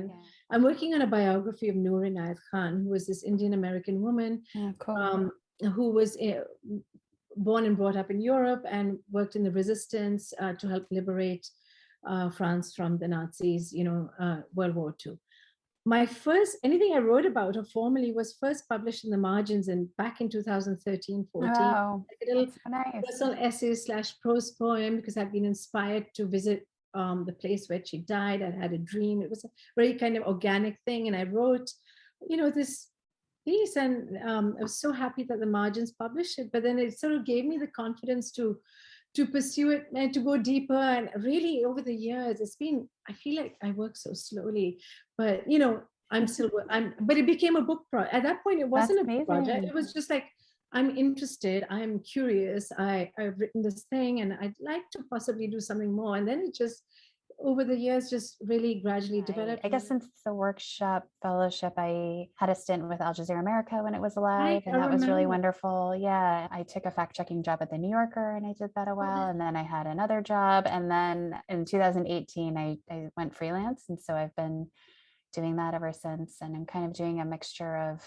like traditional magazine stuff and some book reviewing and some op-ed writing. As you know, it's really hard to make a full-time living as a freelance writer because the per word and expense rates and stuff just aren't there in the way they were maybe 15, 20 years ago. So, one thing in reflecting on the workshop's anniversary is that I've so appreciated and always felt sort of guided by different moves the workshop makes. So I feel like if we take a really kind of vulgar, stereotypical, approach to whatever Asian American literature is, I think a lot of times it's kind of dismissed or reduced to, just one kind of tried and true immigrant story. And that's very tiresome and stuff. And I think that's kind of oversimplified. And yet maybe there's something to that we kind of grew out of the late 80s, early 90s kind of multiculturalism moment. But then at every juncture, the workshop is kind of expanding in a way that I felt like I have grown or tried to. Like, okay, obviously the category of Asian America itself is kind of blown up. Right. And then, blown up past the Americas so that we're doing transnational work. We're thinking more about the Pacific. We're thinking more about Asia, different forms of Asia. And now with like the Trans-Pacific Literary Project, thinking about translation. And so to my mind, like it's always been a space that is allowing me to like explore a new form of what the workshop is, of what Asian Americana is. And I wonder if that's been true for you, and if there are particular projects at the workshop that have been particularly like meaningful or feeling very fresh to you. Because I came back to Open City a couple of times. The first time I was in Jackson Heights, and I was really focusing on the South Asian, the Indian, Pakistani, Bangladeshi stories. The second time around, I was in Bay Ridge working. Focusing on the Arab women's stories there, and again, so this idea of Asian American, it's so vast, but then also as part of that story, what is it to be an Arab? I mean, what is it to be Muslim? So many different kinds, and so they just, and I love that it encompasses all of these identities and more, and they're fluid and intersecting, and it's just wonderful that the workshop allows us and has space for this. It allows us to sort of nurture our stories, our voices, and it can be, especially for emerging writers and for people just coming in who don't have a platform yet, who aren't out there in the mainstream media. You're still figuring it out. You have this supportive community. You have activists and writers and dreamers and creators having these discussions and debates and covering such different areas, but we all come together, and then we're given a space to publish our stories, especially in times when it's felt like mainstream America doesn't want to hear from us, doesn't see us, we are marginal or invisible, and yet here we are in the vibrant center where it's all happening. And I feel the workshop allows for that, it nurtures that. And then we're not just sort of cut off. I mean, it's feeding, it's a bridge into the mainstream. I see the progression. It started at the workshop. Okay, I had my MFA, but then I came to the workshop. I was doing this Open City work, but then I had this idea, this prose poem, personal essay piece that they published in the margins. And by just having it as a thing out there, it was the building block for the next stage and the next stage. And the connections at the workshop enable me to find an agent, and so get that exposure. I think they're helping people define kind of what Asian American studies can be. So both like in an academic space and in a kind of like creative or trade publication type space. So I'll see you, I guess, at the workshop. Yes. In 2014, the workshop launched the Margins Fellowship, which continues to support early career Asian diasporic poets, fiction writers, and creative nonfiction writers in New York City. The fellowship draws a connection to our magazine, The Margins, and in 2020, 2 of our fellows, Joseph Lee and Emperatriz Ung, served as guest editors for the magazine. They each shaped a collection of work published at the end of 2020, gathered under the themes of land and magic. We'll now hear from Joseph and Emperatriz, who talk with each other about their work as editors and having the chance to uplift other early career writers and shape the future of Asian American literary culture. They began by talking about their first memories of the workshop. Joseph Lee is a nonfiction writer and teacher. He's a member of the Wampanoag tribe of Gayhead, Aquinnah, on Martha's Vineyard. Joseph lives in Queens and is a graduate of the MFA program in nonfiction at Columbia University. He's written for publications including Tin House, Catapult, and The Guardian. He was a Margins Fellow with the Asian American Writers Workshop. Emperatriz Ung is a Chinese-Colombian game designer, writer, and educator from the American Southwest. When she's not making games, she's at work on her memoir. She was a Margins Fellow with the Asian American Writers Workshop. I think the first event that I attended was back in 2018, and it was one of the mouth-to-mouth open mics. I remember reading poetry, and it was really incredible because I hadn't really read any work, but there were so many people, and I remember not feeling out of place. Like I was able to, like, I remember reading some of my poems that are bilingual or trilingual, and like there was I remember also just like after reading, there were people who were kind of hanging out after, and we were like kind of like talking about each other's work, and it was just really great to be able to connect with people in that space, especially because I just didn't know that it existed. I feel like actually when you were talking, I did have a memory of, I think, the very first time I heard about the workshop. I was in college and I was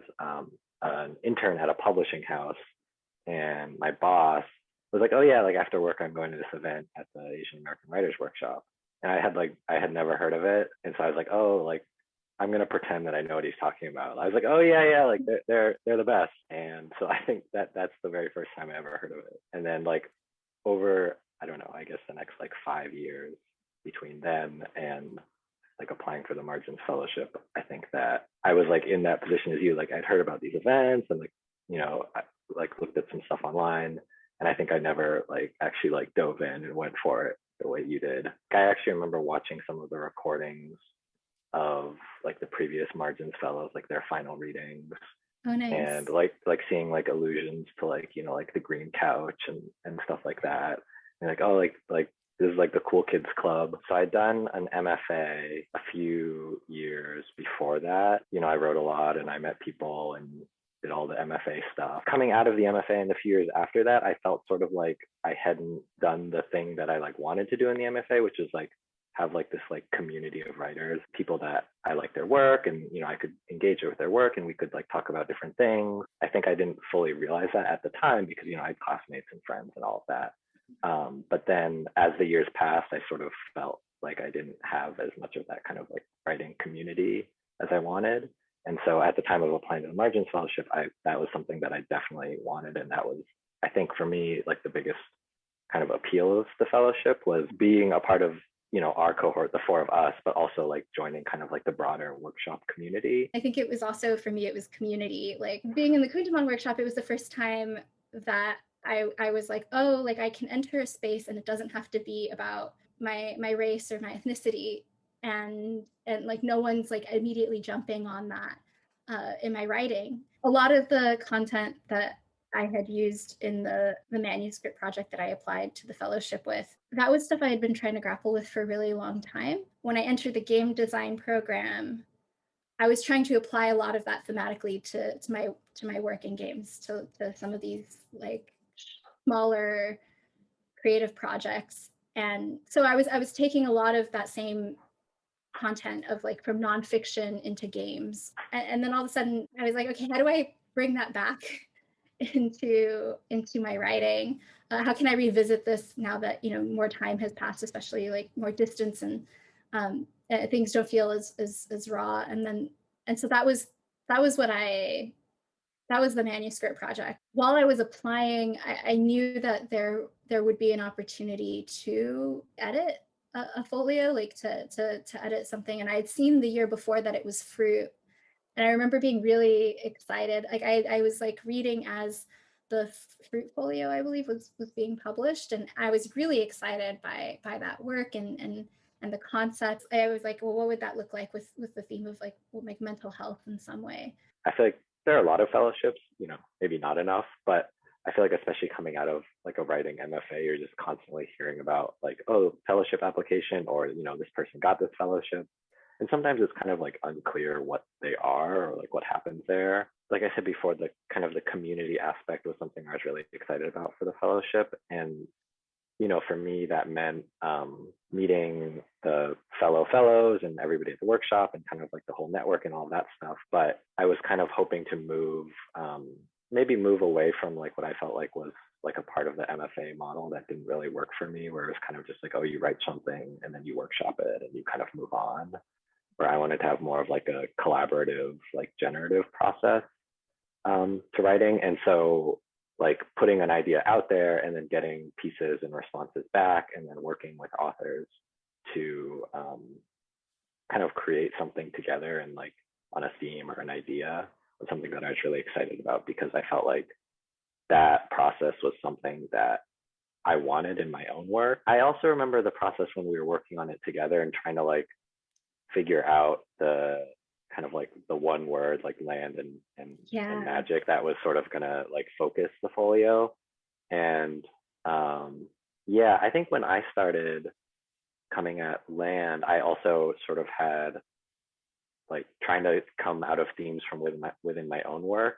And I had this idea of like Asian relationships with like indigenousness or indigeneity. And I didn't really know what that meant, other than it was sort of something I felt like I wanted to know what it meant. And so part of working on the folio was like, I don't know how to figure this out in my own writing. Like maybe if I find other people to write about it, it'll, you know, it'll help me figure it out. And then, you know, working with you and everybody, kind of figuring out that, okay, actually the place or like an interesting starting point for that relationship is land. And then going from there to kind of think about like all the different meanings and layers that could have. So it sort of came from like a question that I had about my own work, but then it led to a lot of other questions that I had about other things, or that other people had about other things, and other ideas other people had about other things. Like these are big questions we wanted to explore, so we didn't want to limit it to like, oh, here's the way I think about it. We wanted to really see what ideas other people had, or the kind of the different ways other people were going to respond. So that was, I remember like both of us sort of fine tuning that and trying to find that balance. So when I decided on magic, I was thinking of ways people confront the unfathomable, whether it's some sort of like violence or disaster or distress. And I was trying to think like, well, what counterbalances that? Because I think with my own writing, oftentimes it's like, you know, I'm still learning, right? I'm still learning like, how do you balance writing about heavy content, you know, things that typically make people uncomfortable to talk about, whether it's childhood abuse or domestic violence or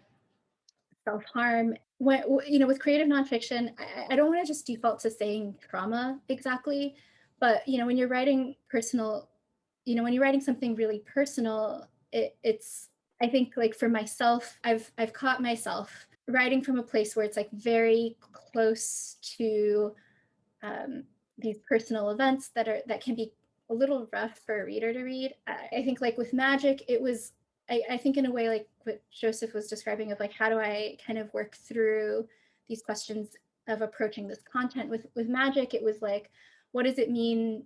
Like, how can magic also like survive? Like, how can it be, like, if there's something disastrous, how can there be something beautiful?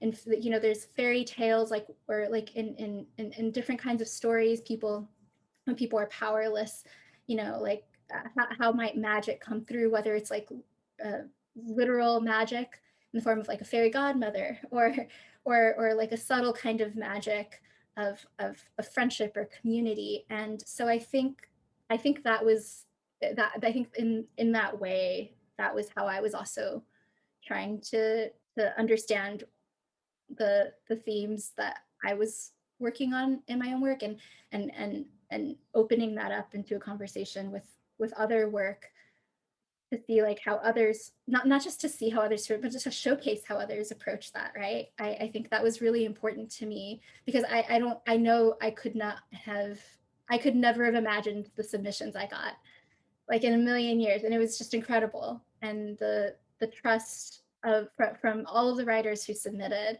it was just incredible. We had so many conversations about, as we were reading this too, as we were reading submissions, and also what it meant. Yeah, I mean, I think definitely part of it was that, like we said, we kind of had these big open-ended questions or topics that we wanted to explore. And so, you know, we put the call out there, and that was like very exciting.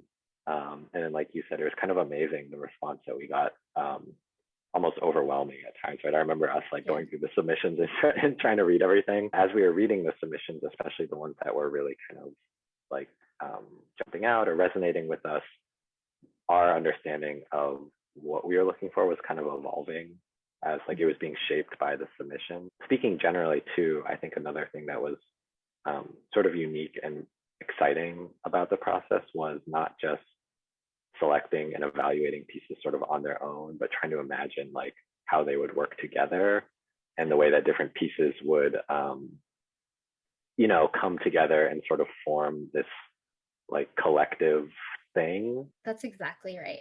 Like it was, you know, reading like everything that was coming in, and also like, how does this form, how to curate this and like form like like, how do these pieces, how are they in conversation with each other? I know, I just love them all so much. And I remember a lot of the, most of the pieces I selected were ones like I read, and then like maybe a week or two later, I was still like thinking about them. And one of those was Jerome Blanco's it's a little bit of a long title. It's The Baptism of Alphonse Reginald del Rosario. And it's a short story, and it is about this kid who's hoping, you know, navigating this grief and healing. There was some magical realism, but it was, I think what also drew me to it is that there was this sort of like balance between humor and grief, and I was just so drawn to that. The first one that I thought of was Kim and Chang's An Aquatic History of My Family. And the reason I think that was actually the first piece in the folio, so maybe that's why I'm thinking about it. But what was kind of amazing to me about that one is that I think there were some pieces that we got in that were sort of like along the lines of what we envisioned in a good way. And then there are some pieces that were like something totally unexpected, like completely different. And this was one of those pieces that did that and just had all this stuff that I was like, I never would have or could have imagined that. It kind of explores these ideas of myth and family and history, and also trauma and other things through these like amazing mythical people and like sea creatures. And what I thought was really cool about that piece is that it took the idea of land and translated the idea of like relationships with land to relationships with land and water, and kind of put those like in tension with one another. It was so unexpected and both really beautiful and haunting. And being able to, it was one of those ones where I got the submission in, and I'm like, I'm supposed to edit this. Like what do I do with this? So it was very exciting and a little bit beneficiary. I think that one of the reasons why it's so important to have this kind of dedicated space for Asian diasporic writers to work together and think together is because within that term, right, Asian and diasporic, there are so many different things going on and so many different questions and communities that I feel like you have to have that dedicated space to actually get at that and kind of grapple with those things, both in terms of, you know, different nationalities or different backgrounds, or even like we were talking about different genres that we are working with in the folios. I think it's like you have to have that space to actually give yourself time and like energy to be able to engage with those different things. Asia is just so vast, right? And to be part of the Asian diaspora, it can mean so many things. Everyone's grappling with it in a different way. Like everyone's approaching it in a different way, or everyone brings something so different to the table with their perspective. And I think in these dedicated spaces, it at least for myself, I think like why these dedicated spaces have been so important is because it's allowed me to grow alongside others, to like see other people's journeys. The space allows the community to grow and allows these questions to grow, and like that I don't know, I feel like that's something cool about the workshop, is that like it's not just like, okay, here's our definition of Asian American, or here's what we mean by creative nonfiction or whatever. The definition for like Asian Americans always growing or expanding or morphing. And I think for many years, until I was in, like, I think for the first 20 something years of my life, I don't think I fully comprehended it. I don't think I fully comprehended how vast Asia is and how much there is to the Asian American experience. And I think for me, what's been important about these dedicated spaces is also, I don't feel alienated.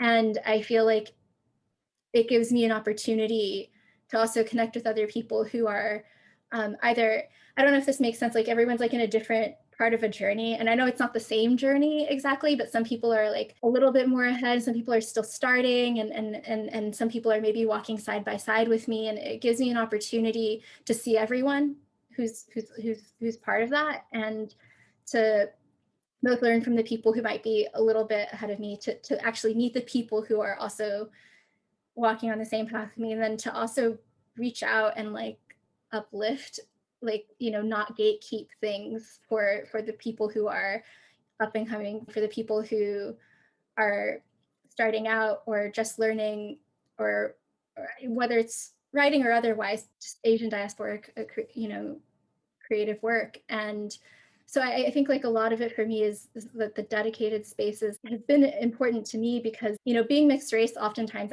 I've worried about not being enough, you know, not being enough of one thing or another, not being enough Latina or not being enough Asian.